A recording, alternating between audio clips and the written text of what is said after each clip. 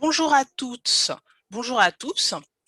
Nous vous proposons aujourd'hui un point épidémique habituel sur notre département et en Île-de-France, mais aussi la poursuite de la campagne de vaccination en ville et en dernier, un récapitulatif des mesures dérogatoires qui sont prolongées en cette période de crise. Je suis Muriel Ozifre, donc je suis chef de projet communication pour les professionnels de santé.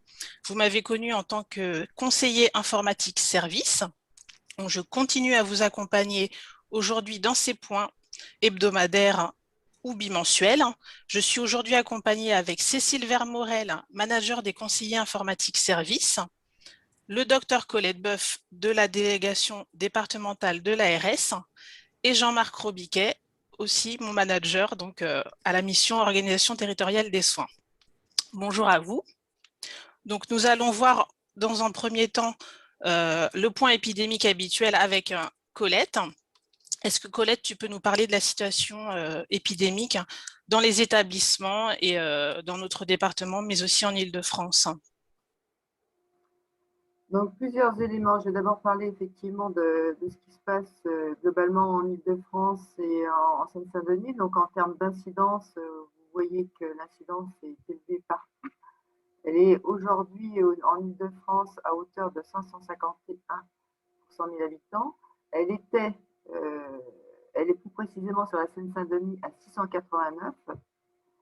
Si on compare par rapport aux données précédentes, celle du mois de novembre, le pic au mois de novembre était le 4 novembre, nous étions en Île-de-France à 499. Et donc, on est aujourd'hui largement au-dessus. Si on regarde le taux de positivité en France, en Île-de-France, on est aujourd'hui à 10,8%. Sur la Seine-Saint-Denis, on est à 13,5%. Le pic au mois de novembre était le 14 novembre avec 17,1%.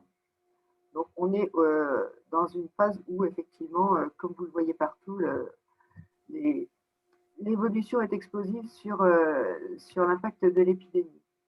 En termes de vaccination, on a aujourd'hui une vaccination qui s'accélère. On est aujourd'hui en Île-de-France à 1 million, presque 3 personnes qui sont vaccinées. Sur la Seine-Saint-Denis, on est à 134 651 qui sont vaccinés, dont plus de 34 000 qui sont à 2 doses de réaliser.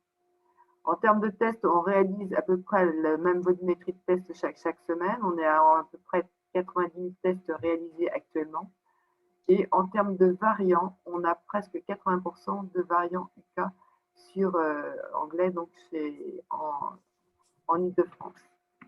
L'impact sur les établissements est important puisque, comme vous l'entendez partout, nos services sont très largement impactés.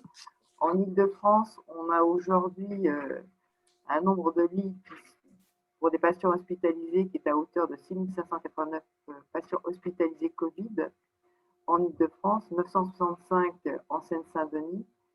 On est pour le moment, on est au-dessus, à peu près à l'équivalent du pic du mois de novembre.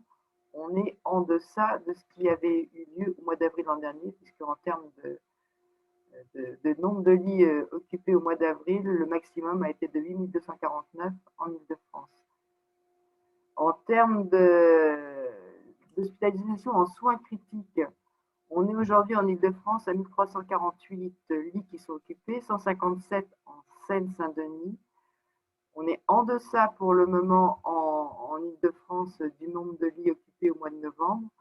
On est en deçà aussi de ce qui a été réalisé au mois d'avril l'an dernier, mais avec des interrogations sur notre capacité à faire l'équivalent sur l'ensemble de l'Île-de-France. En termes de soins critiques, excusez-moi, par contre, en Seine-Saint-Denis, on est au-dessus en termes d'occupation de ce qu'on a fait au mois de novembre. Parce qu'au mois de novembre, on était à 117 contre 157 aujourd'hui. L'impact sur la Seine-Saint-Denis est fort important, avec des transferts qui se font régulièrement sur les autres départements d'Île-de-France, puisque nos capacités sont aujourd'hui sur la Seine-Saint-Denis saturées, avec une participation active des autres départements. L'âge médian des patients hospitalisés, vous en entendez parler régulièrement, c'est de 65 ans aujourd'hui en Île-de-France. On est un peu en dessous on est en dessous de ce qu'il y a eu au mois de novembre, qui était à 67 ans, mais au-dessus de ce qu'on a pu constater au mois d'avril, qui était à 61 ans. On a quotidiennement des entrées en soins critiques. On était à 26 entrées hier en soins critiques en Seine-Saint-Denis pour 23 sorties. C'est-à-dire qu'on continue à augmenter des patients qui rentrent. Le taux d'occupation, moi, je ne vous en parle pas, il est de 165%, donc on est largement en dessus de ce qui était prévu, avec une ouverture, une bonne application de l'ensemble des établissements, que ce soit publics et privés, pour déprogrammer d'une part et continuer la déprogrammation pour permettre de mettre à disposition d'une part des lits équipés et d'autre part permettre aussi d'avoir des soignants, puisque cette année, aujourd'hui, on n'est plus en capacité de solliciter les autres régions. Donc, c'est forcément en interne qu'il faut qu'on trouve des capacités en termes de ressources humaines, que ce soit médecins, infirmiers, tous les soignants qui participent, c'est aussi tout ce qui est soignants, pharmaciens et autres qui doivent pouvoir se mobiliser. Donc, ça veut dire déprogrammer sur d'autres activités non vitales, puisque tout ce qui est vital continue à être pris en charge, bien évidemment, et déprogrammer tout ce qui n'est pas urgent dans ces établissements pour libérer d'une part des lits et d'autre part des soignants. Merci Colette. Et tu voulais rajouter aussi une précision sur le DGS urgent qui est paru hier? Oui, tout à fait. Donc, il a été évoqué hier la prise en charge des, des personnes qui ont ce qu'on appelle un Covid long ou plutôt des symptômes prolongés suite à un Covid. Ce qu'il faut retenir, c'est que ces personnes concernées ne sont pas que des personnes hospitalisées, des personnes asymptomatiques qui ont eu le Covid sans avoir de symptômes peuvent aussi avoir à l'issue de cette période-là des symptômes cliniques qui peuvent être invalidants et qui peuvent persister ou arriver. Donc, vous avez des symptômes qui sont très variables avec des formes mineures. Donc, ça peut être des pertes de goût, d'odorat, ça peut être des troubles du sommeil, mais ça peut être aussi de l'anxiété ou de la dyspnée. Aujourd'hui, on essaye de s'organiser pour éviter qu'il y ait des errances médicales par rapport à ça et d'autre part qu'il y ait une multiplicité de prise en charge non coordonnée.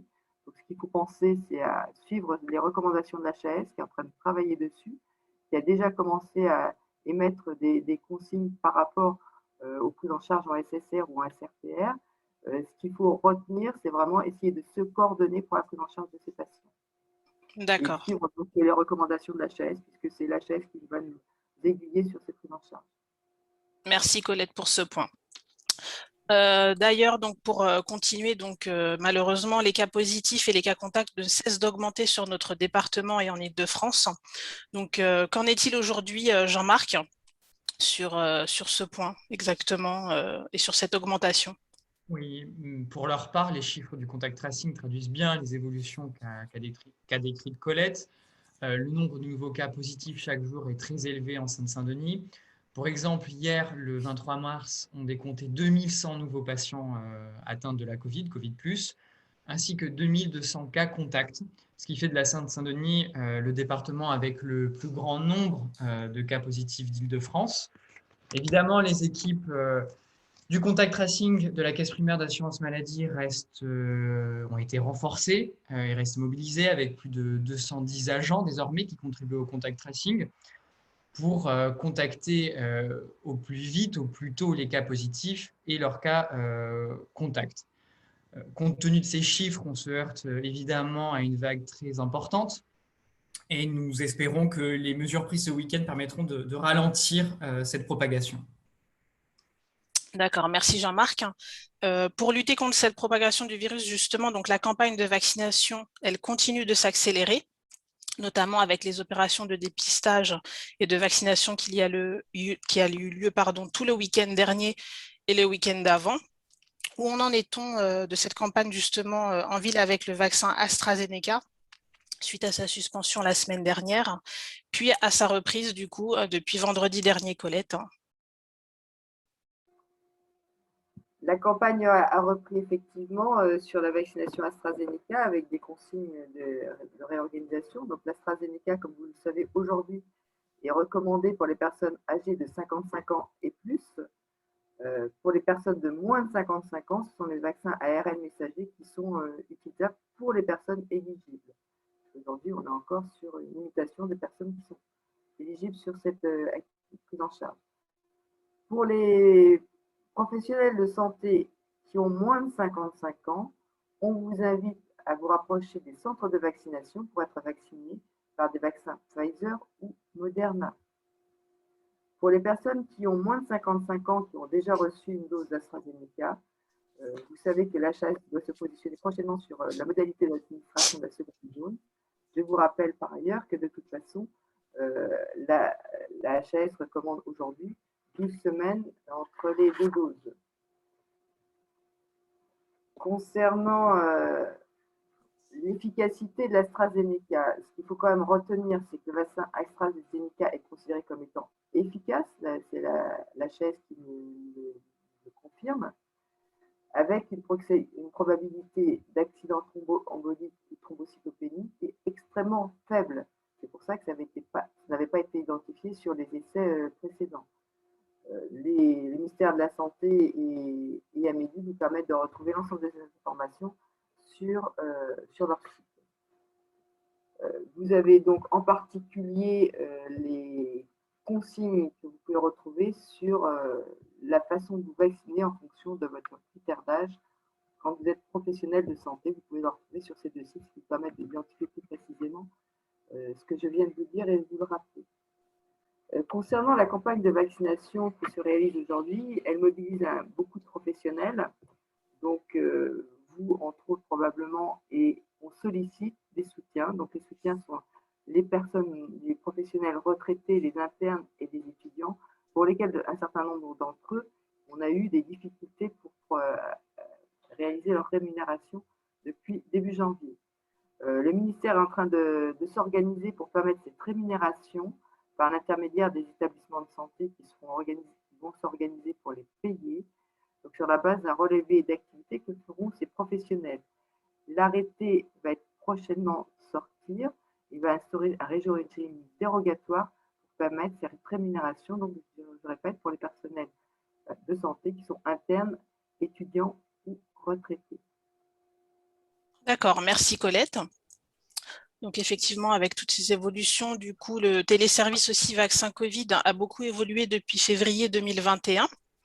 Et du coup, le démarrage en ville avec notamment les médecins de ville et aussi donc les pharmaciens depuis la semaine dernière dans cette nouvelle campagne, donc c'est adapté. Est-ce que Cécile, tu peux nous en parler? Oui, tout à fait, Muriel. Donc, le téléservice vaccin Covid, il est disponible sur Amélie Pro et Pro Santé Connect. Comme tu le disais, il est ouvert aux médecins, qu'ils soient libéraux ou qu'ils exercent en centre de santé, aux pharmaciens, aux infirmiers et aux sages-femmes. Donc, son utilisation est obligatoire pour assurer le bon déroulement et le bon suivi de la campagne de vaccination. Donc, je vais vous présenter en quelques mots les évolutions récentes de vaccins Covid qui ont été déployées depuis le 15 mars. Première évolution, en cas de connexion avec Amélie Pro, vous trouverez un nouvel onglet « Mes vaccinations » qui va permettre aux professionnels de santé identifiés de retrouver les personnes pour lesquelles il est intervenu dans le process de vaccination, de faire des recherches par critères et d'accéder directement à la fiche de la personne vaccinée ou en cours de vaccination. Deuxième évolution, pour les personnes ayant eu la Covid entre 3 à 6 mois avant l'injection du vaccin, la HAS recommande une seule injection. Donc, vaccin Covid permet aux professionnels de santé d'indiquer après la première injection que le schéma vaccinal du patient est complet. Troisième évolution, certaines informations identiques comme le lieu de vaccination, le nom du vaccin, le numéro de lot, peuvent être automatiquement pré-remplies en début de session. Donc, le professionnel va saisir ces éléments-là grâce à la fonctionnalité disponible dans Mes paramètres. Quatrième évolution, dans le cas où le patient n'est pas assuré au régime d'assurance maladie français, il est dorénavant possible de le rentrer dans le téléservice en enregistrant ses coordonnées d'identification via un lien dédié. Alors, l'équipe des conseillers informatiques de la CEPAM a réalisé un tuto sur notre chaîne YouTube pour vous montrer comment accéder à Vaccin Covid et comment remplir le téléservice. Je vous invite donc à regarder cette vidéo dont vous retrouverez le lien en dessous de cette vidéo. Merci Cécile. Donc effectivement, pour rebondir sur ce que tu viens de dire, donc en pratique aussi, on voulait compléter et savoir quel pharmacien en officine peut procéder justement à l'enregistrement de ces étapes, mais aussi est-ce que c'est le même outil que les médecins et les infirmiers, donc vaccin Covid? Est-ce que Jean-Marc, tu peux nous compléter ces propos? Oui, bien sûr, Muriel. Donc, les pharmaciennes et les pharmaciens formés à la vaccination peuvent désormais vacciner depuis le 19 mars. Pour cela, Vaccin Covid leur est bien évidemment ouvert et leur est directement accessible par leur carte CPS ou par carte numérique eCPS à partir du site vaccination-covid.amelie.fr. Point de vigilance, il est vraiment indispensable d'inscrire le nom du vaccin dans le téléservice Vaccin Covid afin d'assurer la traçabilité sanitaire et le suivi de la consommation réelle de doses. Ce téléservice Vaccin Covid permet également de générer un document en format PDF et de l'imprimer après chaque vaccination, signé par le pharmacien et à remettre aux patients. Ce sont les patients âgés de 75 ans et plus, ou les patients à partir de 55 jusqu'à 74 ans qui sont atteints de comorbidité ou de pathologies graves dont la liste peut être retrouvée sur amelie.fr. Sur la rémunération, la délivrance de la dose, le questionnement du patient sur ses antécédents et l'injection du vaccin sont rémunérés à 7,90 € et la saisie des informations dans Vaccin Covid est rémunérée à hauteur de 5,40 €. D'accord, merci Jean-Marc. De toute manière, donc nous remettrons tous ces liens en bas de la vidéo, hein, que ce soit donc sur la vaccination, les critères et la tranche d'âge, ou le téléservice Vaccin Covid pour le tutoriel des conseillers informatiques services. Là, on va passer à notre deuxième partie, donc sur vos questions et nos réponses sur les mesures dérogatoires, pour vous permettre en fait d'assurer cette continuité des soins. Donc les mesures dérogatoires ont été prolongées la plupart jusqu'au 1er juin 2021, donc date de fin de l'état d'urgence sanitaire. Ces mesures dérogatoires aux conditions donc habituelles de prise en charge et de facturation ont été mises en place pendant la crise depuis le premier confinement et elles se poursuivent donc avec quelques évolutions. Donc, est-ce que, pour première question, donc pour compléter, quelles sont les professions libérales qui peuvent continuer à pratiquer la téléconsultation et le télésuivi pour les patients positifs ou suspectés, ou en attente de résultats? Est-ce que Cécile, tu peux nous apporter ces précisions? Oui, alors plusieurs professions sont concernées par ce dispositif. Pour plus de détails, vous pouvez les retrouver sur le site du ministère de la Santé. Le lien sera en bas de la vidéo. Il y a 2 professions qui en font partie. Donc, en ce qui concerne tout d'abord les médecins. Donc, pour les téléconsultations, elles sont de nouveau possibles par téléphone au même tarif que les téléconsultations faites par vidéo, et ce jusqu'au 1er juin 2021. Le téléphone peut donc être envisagé dans les conditions suivantes. Donc, soit pour tous les patients résidant dans des zones blanches, ou alors les patients qui n'ont pas accès à un outil permettant une vidéo ou à un smartphone et qui rentrent dans l'une de ces 4 situations. Soit en fait ils présentent les symptômes ou ils sont atteints de la Covid-19, soit ils sont en ALD, soit ils sont âgés de 70 ans et plus, ou pour les patientes enceintes. Il faut noter que si le médecin délègue la téléconsultation par téléphone à son assistant médical, il ne peut pas la facturer. Attention, depuis le 17 février 2021, la téléconsultation par téléphone est toutefois limitée à 1 pour un même patient et par mois. Alors, les téléconsultations réalisées pour l'ensemble des patients sont prises en charge à 100% depuis le 19 mars 2020, donc début de la crise, et jusqu'au 31 décembre 2021. À noter également la continuité des dispositions dérogatoires concernant la téléexpertise jusqu'au 1er juin 2021. Et enfin, concernant la consultation de prévention côté C1,74, donc qui est entrée en vigueur au 21 décembre 2020, il est possible de la réaliser jusqu'au 1er juin 2021. Maintenant, en ce qui concerne les infirmiers, Le télésuivi d'un patient Covid-19 est prolongé jusqu'au 1er juin également. Et petit point d'attention, le télésuivi d'un patient Covid ne doit pas être confondu avec le suivi des patients en isolement. Donc ça a débuté le 21 janvier 2021. C'est coté avec l'acte AMI 5,6 plus NCI et les visites pour le suivi des patients Covid-19 coté AMI 5,8 plus MCI. La contribution au contact tracing est facturée à hauteur d'un AMI 9,6. Elle est prise en charge à 100% et facturée avec l'exonération d'IV code 3. Enfin, le contact tracing et sa cotation peuvent être réalisés par un infirmier du cabinet différent de celui ayant réalisé et facturé le test antigénique. Vous pouvez retrouver le lien en dessous de la vidéo sur tous ces aspects facturation. Merci Cécile. Donc, pour faire face à la crise aussi, donc, le dispositif d'indemnisation pour perte d'activité est renouvelé. Pour quelle profession et pour combien de temps, Jean-Marc? Oui, effectivement, le dispositif est réactivé pour la période du 1er mars au 30 juin 2021, donc pour de nombreux professionnels de santé, les médecins, les pharmacies d'officine, les transporteurs sanitaires, les chirurgiens dentistes, les sages-femmes, les infirmiers, les masseurs-kinésithérapeutes, les orthophonistes et les orthoptistes, et également les centres de santé. Pour les médecins libéraux qui exercent en activité en établissement de santé et qui ont pu constater notamment une baisse d'activité du fait des déprogrammations de soins non urgents, sont donc concernés par exemple les seuls médecins qui sont en activité libérale intégrale ou en libéral activité salariée et ou en libéral en temps partiel hospitalier.